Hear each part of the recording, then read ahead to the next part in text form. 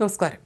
UAE പോലീസിന്റെ കസ്റ്റഡിയിൽ നിന്നും പ്രവാസി ബിസിനസ്സുകാരൻ ഇക്ബാൽ മാർക്കോണി പുറത്തിറങ്ങിയിരിക്കുകയാണ്. എമിഗ്രേഷൻ ഇടപാടുകളിലെ ക്രമക്കേടിന്റെ പേരിലായിരുന്നു മാർക്കോണി UAE പോലീസ് കസ്റ്റഡിയിലായിരുന്നത്. 3 മാസത്തെ കസ്റ്റഡിക്ക് ശേഷമാണ് ഇക്ബാൽ മാർക്കോണി പുറത്തിറങ്ങുന്നത്. ഇദ്ദേഹവുമായി ബന്ധപ്പെട്ട കേസുകളിലെ നടപടിക്രമങ്ങൾ പൂർത്തിയാക്കിയ ശേഷമാണ് പുറത്തിറങ്ങുന്നത്. കടുത്ത വ്യവസ്ഥകളോടെയാണ് ജാമ്യം അനുവദിച്ചിരിക്കുന്നത്. UAE വിട്ടുപോകാൻ അനുമതിയില്ല, മുൻ തെറ്റുകൾ ആവർത്തിക്കരുതെന്നും അടക്കമുള്ള നിബന്ധനകളോടെയാണ് മാർക്കോണിക്ക് ജാമ്യം അനുവദിച്ചത്. ECH എന്ന ബിസിനസ് സ്ഥാപനത്തിന്റെ ഉടമയായ ഇക്ബാൽ സെലിബ്രിറ്റികളുടെ സ്വന്തം ബിസിനസ്സുകാരൻ എന്ന നിലയിൽ ഏറെ ശ്രദ്ധേയനായിരുന്നു. UAE സർക്കാരിന്റെ ഗോൾഡൻ വിസ പദ്ധതിയുടെ ബ്രാൻഡ് അംബാസിഡർ എന്ന നിലയിൽ ശ്രദ്ധേയനാണ് ഇക്ബാൽ മാർക്കോണി. 3 മാസം മുമ്പാണ് ഇദ്ദേഹം സ്ഥാപനവുമായി ബന്ധപ്പെട്ട ക്രമക്കേടുകളുടെ പേരിൽ UAE കസ്റ്റഡിയിലായിരുന്നത്. തുടർന്ന് ഇങ്ങോട്ട് മാർക്കോണി സ്ഥാപനത്തിൽ എത്തിയിരുന്നില്ല. ജീവനക്കാരൻ കാണിച്ച തട്ടിപ്പിന് പുറത്താണ് തന്നെ അറസ്റ്റ് ചെയ്തതെന്നും അത് ബോധ്യമായതിനാൽ തന്നെ വിട്ടയച്ചുവെന്നാണ് ഇക്ബാൽ മാർക്കോണി പറയുന്നത്. എന്നാൽ അതല്ല, ജാമ്യം ലഭിച്ചതാണെന്ന വാദവുമുണ്ട്. ഇതുമായി ബന്ധപ്പെട്ട് തന്റെ ഭാഗങ്ങൾ വിശദീകരിച്ച് ഒരു വാട്സപ്പ് ഗ്രൂപ്പിൽ പങ്കുവച്ച ഓഡിയോ സന്ദേശത്തിലാണ് ഇക്ബാൽ മാർക്കോണി ഇക്കാര്യങ്ങൾ വ്യക്തമാക്കിയത്. ആ ഓഡിയോ കേൾക്കാം. അപ്പോൾ ഇതുമായി ബന്ധപ്പെട്ടുകൊണ്ട് നമ്മുടെ ഓഫീസ് എന്തോ കറപ്ഷൻ നടത്തി എന്നുള്ള ചാർജിലാണ്. അപ്പോൾ എന്നെ വിളിച്ചിട്ട് പറഞ്ഞു, ഇക്ബാലെ, ഞങ്ങളെ രാജ്യം ഞങ്ങൾക്ക് ആർക്കും തരാത്ത ബഹുമാനം നിനക്ക് തന്നിട്ടുണ്ട്. ഞങ്ങളെ ഇവിടുത്തെ ഗവൺമെന്റിന്റെ സൈറ്റിൽ വരെ നിന്റെ ഫോട്ടോ ഉണ്ട്. ഞങ്ങളെ ഏറ്റവും വലിയ ഇതിന്റെ ഡയറക്ടർ ജനറലിന്റെ കൂടെ നീ ഫോട്ടോ എടുത്ത് സെൽഫി എടുത്തിട്ടുണ്ട്. അങ്ങനത്തെ ഒരു ഫോട്ടോ നിനക്ക് മാർക്കറ്റിൽ പോലും കാണാൻ പറ്റില്ല.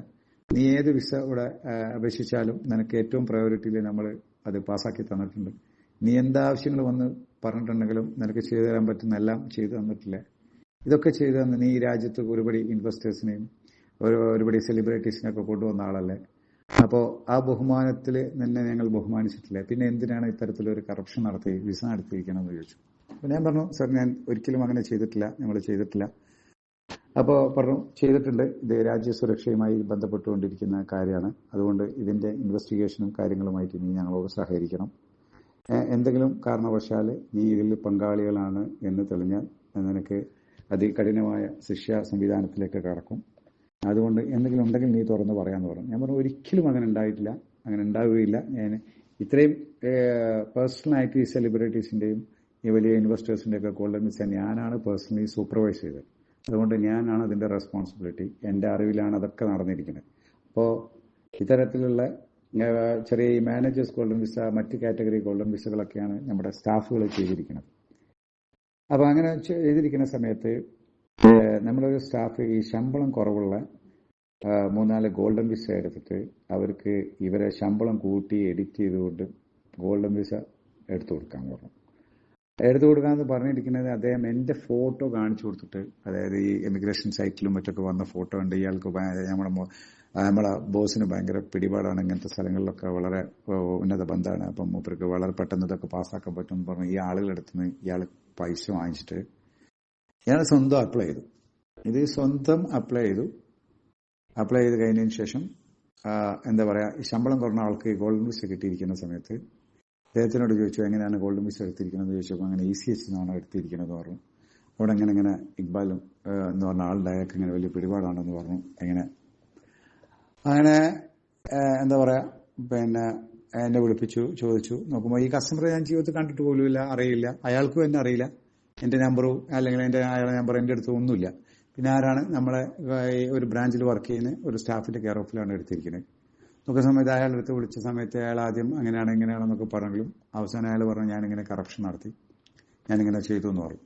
ഇങ്ങനെ പറയുമ്പോഴത്തേന് 10-40 ദിവസം 45 ദിവസം കഴിഞ്ഞിട്ടുണ്ട് ഇതിന്റെ ഇൻവെസ്റ്റിഗേഷനായിട്ട് ബന്ധപ്പെട്ടുകൊണ്ട്. അപ്പൊ ഈ ഇൻവെസ്റ്റിഗേഷൻ നടക്കുന്ന സമയത്ത് നമുക്ക് നമ്മൾ മറ്റു തരത്തിൽ എന്തെങ്കിലും ഇൻഫ്ലുവൻസോ മറ്റ് തെളിവ് നശിപ്പിക്കലോ മറ്റു കാര്യങ്ങളൊക്കെ നടത്തുന്നുള്ളത് കൊണ്ട് എന്റെ കമ്മ്യൂണിക്കേഷനൊക്കെ സ്റ്റോപ്പ് ചെയ്തുകൊണ്ട് രാവിലെ മുതൽ രാത്രി വരെ ഇതിന്റെ വെരിഫിക്കേഷനും ചോദ്യങ്ങളും ഇതിന്റെ എല്ലാ ഡോക്യുമെന്റ്സുകളും പരിശോധിക്കാൻ നമ്മളിങ്ങനെ 1.5 ലക്ഷത്തിന്റെ അടുത്ത് ഈ ഗോൾഡൻ വിസകൾ പല ഘട്ടങ്ങളിലായിട്ട് ഇവിടുന്ന് പലരും എടുത്തിട്ടുണ്ടല്ലോ. അതിൽ ഒട്ടുമിക്ക സംഗതികളും ഞാനുമായിട്ട് ബന്ധപ്പെട്ട മീൻസ് സെലിബ്രിറ്റികൾ അല്ലെങ്കിൽ ഞാനായിട്ട് ബന്ധപ്പെട്ട ആളുകൾ, പിന്നെ ഈ മാനേജർ പോലെ ഈ ശമ്പളക്കാർ അല്ലെങ്കിൽ ലോക്കൽ മാർക്കറ്റിൽ വരുന്ന സംഗതികളാണ് സ്റ്റാഫുകളൊക്കെ ചെയ്തിരിക്കുന്നത്.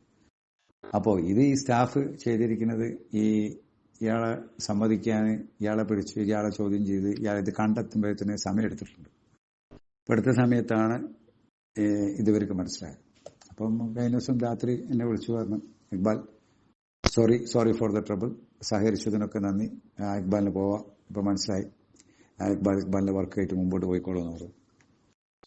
അപ്പോൾ ഇങ്ങനത്തെ സാഹചര്യമാണ് ഉണ്ടായിരിക്കുന്നത്.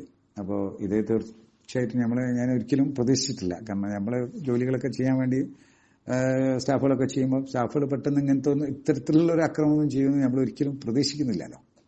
അപ്പോൾ സ്വാഭാവികമായിട്ടും ഇതിന്റെ റെസ്പോൺസിബിൾ പേഴ്സൺ ഞാൻ എന്നുള്ള നിലക്ക് എൻ്റെ അടുത്ത് നിന്നാണ് ഈ കാര്യങ്ങളൊക്കെ അറിയാൻ പറ്റുക.